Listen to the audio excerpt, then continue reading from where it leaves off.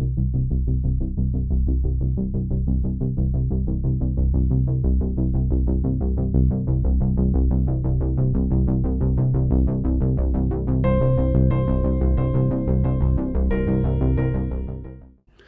a todo el mundo.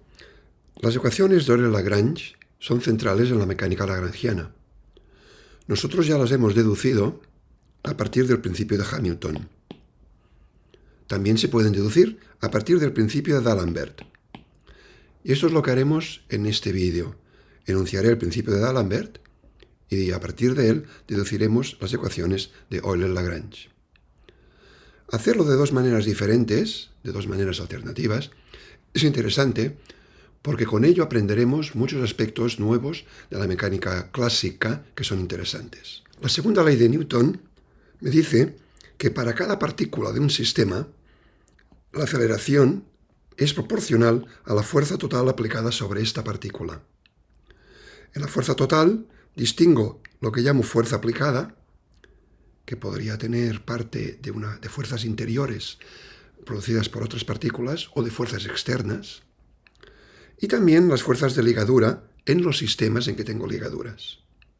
Bueno, es normal que R alfa esté en las ecuaciones de movimiento. Fijémonos bien.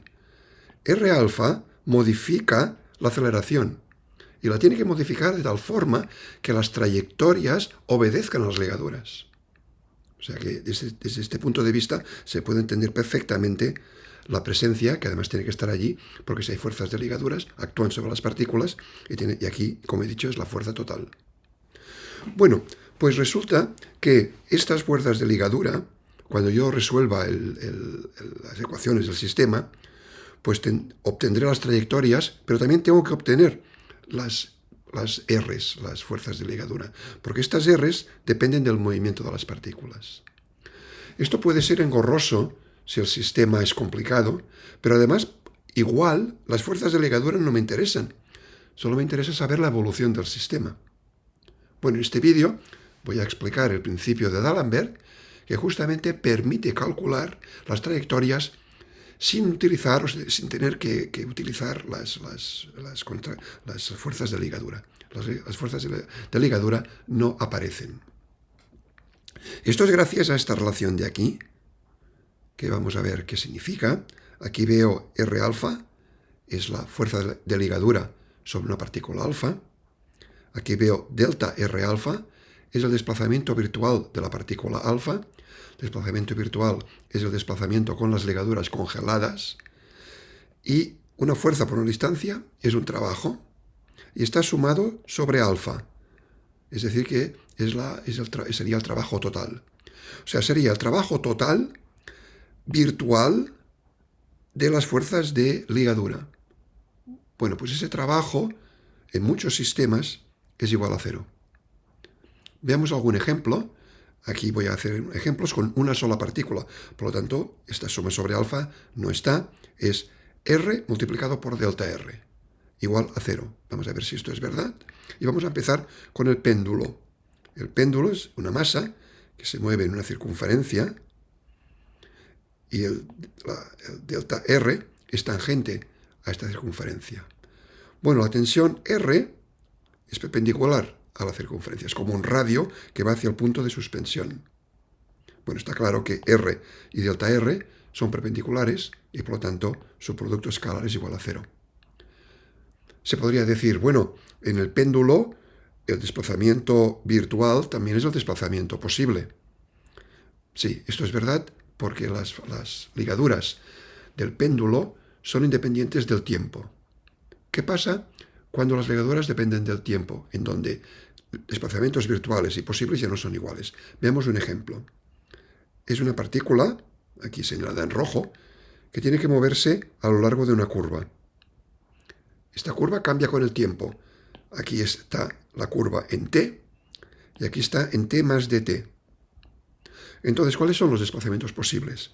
Los desplazamientos posibles pues tienen que ir desde donde está la partícula a una posición que claramente tiene que estar sobre la curva en t más dt.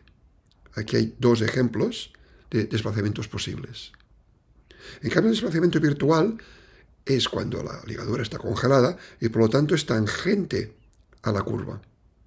Bueno, siendo tangente a la curva, pues la fuerza de ligadura R, que es perpendicular a la curva, pues realmente vemos otra vez que R y delta R, pues el producto escalar de estos dos vectores es igual a 0 y esto se cumple. Veamos qué pasa en sistemas de dos partículas. Bueno, pues voy a investigar esta relación en el caso de una altera, que son dos masas ligadas por una varilla fija. Aparte de la gravedad, actuando en las masas, eso es una fuerza externa, tengo R1 y R2, que son las reacciones que están presentes en este sistema. Las reacciones son las fuerzas de ligadura. Entonces, claramente, R2 es igual a menos R1, difieren en un signo. Y además están dirigidas en la dirección R2 menos R1, que es la dirección de la varilla, es el vector relativo. Bueno, pues veamos, esta relación para alfa igual a 1 y alfa igual a 2, pues tiene esta forma, es esta suma, donde inmediatamente en lugar de R1 voy a poner menos R2 y obtengo esta expresión. Esto va a ser proporcional, R2, hemos dicho que es proporcional a R2 menos R1, y esta delta R2 menos delta R1 la puedo poner como delta de la diferencia, porque delta actúa linealmente. Ahora fijaos lo que tengo aquí. Delta de un vector multiplicado escalarmente por este mismo vector. Bueno, esto es delta del vector al cuadrado. Bueno, había un factor, un medio aquí, pero no me interesa en esos momentos. Lo que sí me interesa es que delta de R2 menos R1 al cuadrado, pues como R2 menos R1 al cuadrado es la distancia entre las masas al cuadrado, esto es 0, porque esta distancia está fijada. O sea que realmente se cumple. De hecho, podríamos mirar qué pasa cuando tengo una tercera masa, o incluso una cuarta masa, etc. O sea, un sólido rígido. Aquí la relación, esta, se convierte en esta de aquí. ¿Qué es R alfa beta? R alfa beta es la fuerza de reacción, de ligadura, sobre la partícula alfa, ejercida por la varilla hasta la partícula que denoto con el índice beta. Eso es R alfa beta. Entonces habrá la suma sobre alfa, porque esto va a estar multiplicado por delta R alfa, pero tengo que mirar la beta también tiene que estar sumada sobre todas las partículas, porque todas las partículas actúan sobre la partícula alfa. Y entonces eso se puede demostrar que es igual a 0. ¿Cuándo es que no se cumple esta relación? Bueno, cuando las ligaduras disipan energía. Esto está relacionado con el hecho de que esto es un trabajo, hemos dicho sí, trabajo total, virtual, por las fuerzas de ligadura, etc. Pero realmente si se disipa energía, este trabajo ya es diferente de 0. Bueno, pues voy a adoptar una hipótesis que es esta relación, la que he estado discutiendo hasta ahora. Las ligaduras que cumplen esta ecuación se llaman ligaduras ideales. Y como he comentado, esto va a ser verdad si puedo despreciar los efectos de disipación energética de las ligaduras. Bueno, pues ya estoy en condiciones de enunciar el principio de D'Alembert. Escribo la segunda ley de Newton.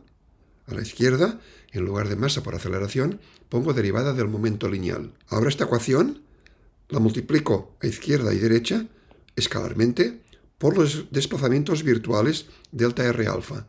Los vemos aquí. Y sumo sobre alfa en todos los sitios. Todo el mundo está viendo por qué hago esto. Fijaos bien, aquí, esto es igual a 0 según mi hipótesis. Es decir, que estamos caminando hacia ecuaciones donde no va a aparecer las fuerzas de ligadura. Ahora ya lo escribo así. Lo he pasado todo a la izquierda. Y si en lugar de P punto alfa, pues considero que la masa alfa es constante, que en la mayoría de casos es verdad, pues tengo en lugar de P punto, pues tengo M por la aceleración. O sea, esta ecuación y esta ecuación son la misma y son la expresión del principio de D'Alembert. O sea, esto es el principio de D'Alembert, esta ecuación. Bueno, pues ya sin dilación, ahora que hemos enunciado el principio de D'Alembert, vamos a ver que este implica las ecuaciones de Euler-Lagrange. Esto es un cálculo que voy a hacer ahora Y en este cálculo me serán útiles dos relaciones que están enmarcadas aquí, que las voy a deducir previamente. Las dos relaciones se basan en el uso de la regla de la cadena, que conocéis, pero que recuerdo aquí. Cuando tengo una función c de las q's y del tiempo, pues la derivada total de c respecto del tiempo, pues como c puede depender del tiempo a través de las q's, pues aquí hay la parcial de c respecto de q por la derivada de q respecto de t, que es q punto. Esto para todos los valores de i, desde 1 hasta g, y si c pues depende también del tiempo, tendré aquí sumada una parcial de c respecto del tiempo. Bueno, pues voy a empezar el primer resultado, donde ahora la c es esta r alfa. Es decir, dr alfa de t es como dc respecto del tiempo. Esto lo puedo hacer porque r alfa realmente lo puedo poner como función de las q's y las t's. Las t's quiero decir de las q's y el tiempo t, perdón. Esta relación existe porque son las relaciones entre coordenadas cartesianas y coordenadas generalizadas. dr de t, por otro lado, es r punto. Bueno, pues vamos, fijaos bien, si aquí este r alfa sería c, este r alfa sería c, estoy utilizando la regla de la cadena, pero ahora con r alfa. Bueno, ahora ¿qué pasa? Fijaos bien aquí a la izquierda. Si tomo la parcial de r punto respecto de q punto, en esta expresión de aquí, pues de toda la parte derecha hay un q punto i que tiene el coeficiente delta r alfa respecto de qi, que es el único que va a sobrevivir al tomar esta derivada parcial. Y eso es lo que está escrito aquí. Esta es la primera relación. La segunda, nuestra c ahora, es esta parcial de r respecto de q, alfa i, ¿de acuerdo? Si r alfa es función de q y de t, la parcial de r alfa sobre qi también va a ser una función de q y de t. Es decir, que esta es nuestra c. Bueno, pues fijaos bien, aquí está c y aquí está c. Estoy aplicando la regla de la cadena. He tenido que tener cuidado porque aquí sumo sobre j. Aquí hay un índice mudo, que aquí había puesto, en esta discusión, había puesto i. No puedo poner i aquí. Si pongo i, pues la notación, en el mejor de los casos, sería ambigua y seguramente tendría errores. No puedo hacerlo, porque i ya está aquí. I es un índice, aquí es un índice pues fijo. Tengo que sumar sobre j. Bueno, ahora fijémonos que en esta expresión de aquí es una derivada, son derivadas segundas, los dos términos, y además hay una parcial sobre qi. Aquí y aquí. Bueno, como la parcial la parcial con respecto a qi es una operación lineal, la puedo poner fuera, totalmente fuera, actuando sobre el resto que está aquí. ¿Pero qué es este resto? Fijaos bien, esto y esto. El resto es r punto. Bueno, esto es lo que he escrito a la derecha y a la izquierda es lo que he empezado calculando. Esta es la expresión 2 que voy a utilizar enseguida. Bueno, pues ya vamos a partir del principio de D'Alembert que escribo en esta ecuación y voy a trabajar primero la parte izquierda de la ecuación. En primer lugar, delta r, alfa, pues como r es función de q y de t, como había dicho antes, esta delta pues es la parcial de r respecto de q por delta q. No aparece pues una derivada respecto del tiempo porque la delta es con t congelado. ¿De acuerdo? O sea que esto de aquí es delta r alfa. Ahora vamos a hacer una cosa. Por un momento olvidémonos de que hay una suma, ya la pondremos al final. Incluso esta m alfa, olvidemos por un momento, y la delta qi. Y esta suma sobre i. Olvidémonos de esto y fijémonos solamente, centremos nuestra atención en r dos puntos y esta parcial de r respecto de q, que le voy a llamar factor, es un factor. Hay R dos puntos por un factor. Bueno, pues esto lo puedo escribir como la derivada respecto al tiempo de R punto por el factor. Si hago esto, yo sé que al tomar esta derivada, pues de R punto por el factor, va a salir R dos puntos por el factor, que está aquí. Pero cuidado, también me va a salir R punto por la derivada temporal del factor. Esto lo tengo que restar para manipular correctamente las cosas desde el punto de vista matemático. Obvio, ¿de acuerdo? O sea que le voy a restar lo que sobra. Bueno, esto es lo que he hecho. Y tenemos aquí la suma sobre alfa, sobre i, m alfa y delta qi. Evidentemente no han desaparecido, pero he hecho esta manipulación con estas R dos puntos y este factor.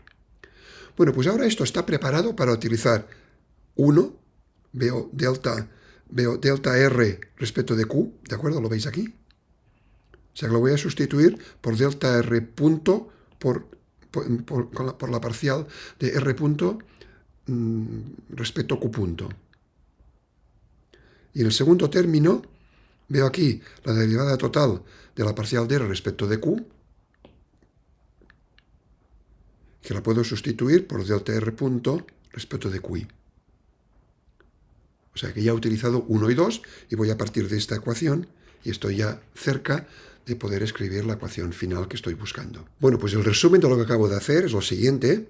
La parte izquierda de la ecuación del principio de D'Alembert la he transformado en esta última ecuación que acabo de escribir antes, que la escribo aquí otra vez.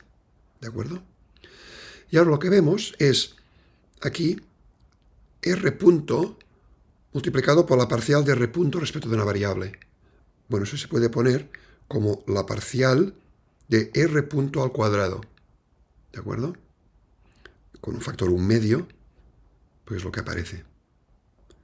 Y lo mismo aquí. Aquí veo R punto escalar por la parcial de R punto. Pues esto lo puedo poner como la parcial de 1 medio de R punto al cuadrado. Ahora fijémonos bien.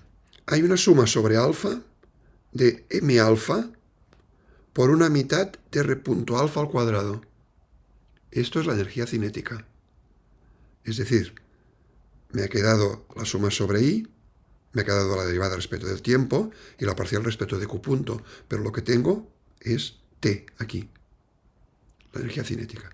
Y exactamente lo mismo aquí, con M alfa y este mitad de R punto alfa al cuadrado y también la suma sobre alfa. Otra vez T.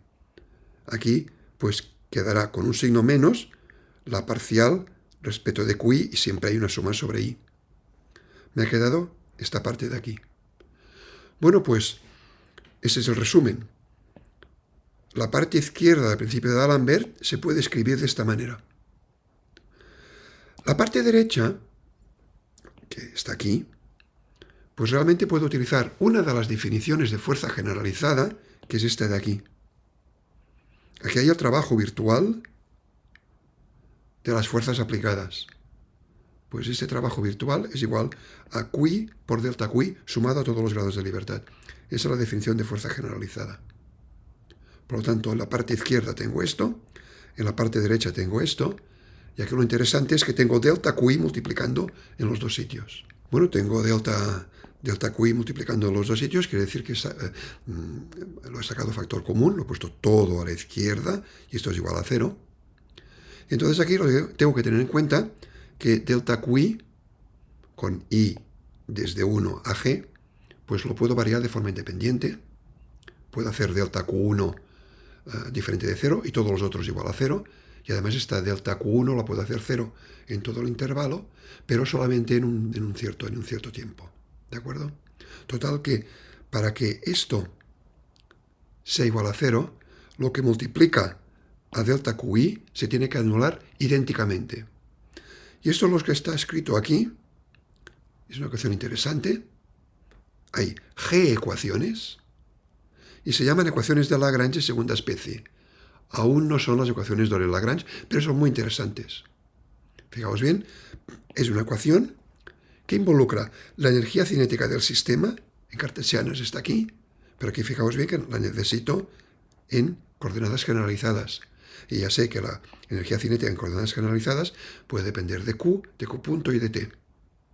Y también en esta ecuación aparecen las fuerzas generalizadas QI. Bueno, pues esta es la ecuación de Lagrange. Y vamos ahora a pensar en el caso en que las fuerzas generalizadas provienen de un potencial. Esto quiere decir que la U no depende de las velocidades y la QI se puede poner como la parcial de U respecto de QI. Bueno, si esto lo introduzco aquí, esta ecuación pues la puedo escribir de esta manera, que ya veis que estoy a punto de identificar el T menos U por L, con L. Voy a hacer esa identificación. Pero antes voy a discutir un caso muy interesante, la posibilidad de que el potencial dependa de las velocidades. ¿Puede depender de las velocidades y ser capaz yo de escribir esta ecuación? Pues sí. Si la fuerza generalizada QI, aquí, pues no solamente tiene este término en QI, sino que la U depende de Q punto y la fuerza generalizada tiene este término adicional. Al tener este término adicional, es justamente el que necesito para poner la U aquí. Esto puede parecer una relación muy rara, pero no es tan rara. En física, realmente, es el caso de una carga eléctrica en un campo magnético. Esta es la ecuación a la izquierda es la masa por aceleración, si queréis. Y a la derecha, aparte del efecto del campo eléctrico, aquí lo que me interesa es el efecto de Lorentz, de la fuerza de Lorentz, que contiene la velocidad. Y aquí puedo definir yo un potencial que realmente me lleva a esta ecuación.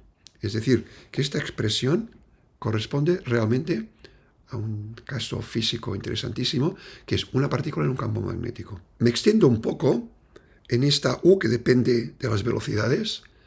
Veréis que en los libros se refieren a este potencial como potencial generalizado, y esta es la expresión que he encontrado yo de la fuerza generalizada en función de este potencial generalizado. Hay una restricción. En mecánica las fuerzas no pueden depender de las aceleraciones. Si fuera este el caso, imaginaros que la fuerza depende de la aceleración, pues podríamos tener casos en que aumento la fuerza y disminuye la aceleración, cosa que no se observa en la naturaleza. Por lo tanto, esto no puede pasar. Esto quiere decir que las fuerzas generalizadas pueden depender de Q punto también, y del tiempo, pero no de Q dos puntos. Esto quiere decir que U puede depender linealmente de las velocidades, pero no tiene otras dependencias. Porque al depender linealmente de las velocidades, esto es U1, pues veo que va a desaparecer aquí. Imaginaros por un momento, para fijar ideas, que U depende de QI al cuadrado. Bueno, al tomar la parcial de U respecto a Q punto, pues tengo Q punto. Pero luego aquí está la derivada respecto al tiempo y por lo tanto acabo teniendo Q dos puntos. Y esto, como digo, no lo acepto. Entonces, si este tiene que ser el caso, la U tiene que depender como máximo linealmente con las velocidades. Esto es interesante también. Por cierto, ya habéis visto, no lo vuelvo a enseñar, pero la fuerza de Lorentz depende linealmente de la velocidad. Bueno, vuelvo a la ecuación que proviene de la ecuación de Lagrange de segunda especie con U, que es un potencial generalizado.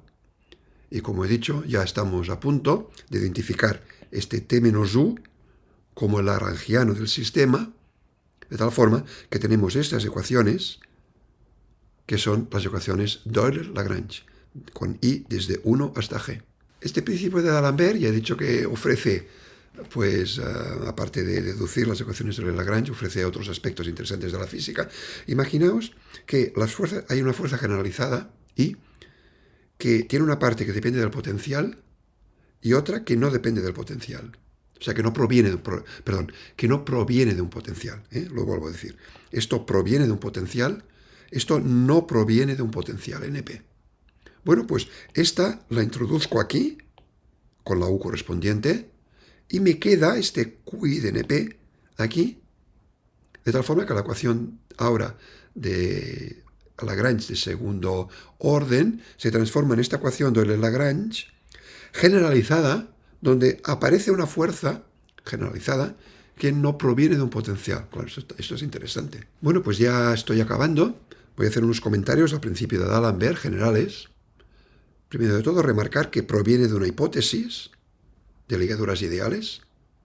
Como siempre tenemos alguna hipótesis de la cual partimos en todas las teorías. A partir de este principio hemos obtenido las ecuaciones de la mecánica. Se pueden obtener entonces desde el principio de Hamilton y también desde el principio de D'Alembert. Es un principio diferencial. Recordad que es una expresión de una ecuación diferencial. Pues eso es interesante. Hamilton es un principio integral. D'Alembert es un principio diferencial. O sea, tenemos estas dos posibilidades que nos llevan a las mismas ecuaciones finalmente. El principio de D'Alembert nos da directamente la forma del lagrangiano. T menos U. Está justificado que es así, porque lo hemos calculado hasta el final. Se entiende por qué podemos no calcular las fuerzas de ligadura y obtener la dinámica del sistema. Lo hemos trabajado, utilizando esta expresión, si recordáis bien, para que no aparezcan las fuerzas de ligadura en las ecuaciones finales. Por otra parte, si hay fuerzas que no provienen de un potencial, se pueden incorporar en el formalismo lagrangiano, de acuerdo con esta última ecuación que hemos visto. Y con esto acabo el vídeo. Os doy las gracias por vuestra atención y os digo hasta pronto.